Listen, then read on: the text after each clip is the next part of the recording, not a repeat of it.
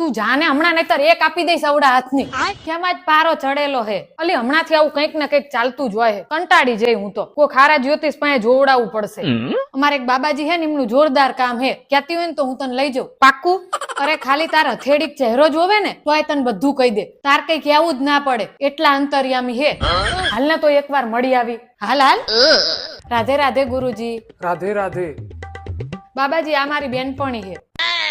હમણાંથી ને बाबा जी को बताने की आवश्यकता नहीं है। પણ બાબાજી મારી તકલીફ ઈ હે ને કે અલી બાબાજી હિન્દી भाषी है. सॉरी बाबाजी. कोई बात नहीं बेटी, तकलीफ ये है कि बाबा जी सब जानते हैं। तुम्हारी सास थोड़ी कचकच करती है। हाँ थोड़ी नहीं बहुत. हाँ અલી બાબાજી ને પાક્કું હિન્દી નથી આવડતું લાગતું.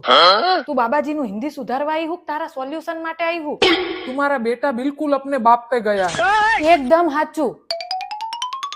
मैंने जो बोला वो कर देना और अगले अठवाडिये मुझे मिलने आना। ઠીક. અલી બાબાજીએ અઠવાડિયે મળવા જવાનું કીધું તું હલને જાતા આવી. જવાનું ના નથી પણ તું બાબાજીને 5 પૈસા આપતી નથી એવું થોડુંક હાલે.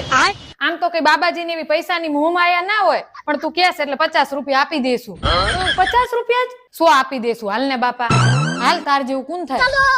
રાધે રાધે બાબાજી. राधे राधे। बेटी कुछ फर्क पड़ा? तंबूरोय फर्क नहीं पड़ा. ढेड़म ढेड़ा जाले है.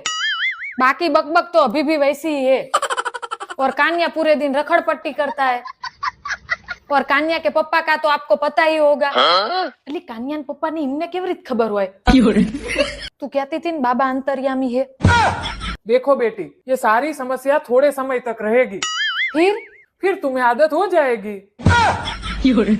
તું કહેતી હતી ને સોલ્યુશન આવી જાય છે. હવે જે થયું એમને 100 રૂપિયા આપી દે. 100 શું હવે 1 રૂપિયો ના આપું.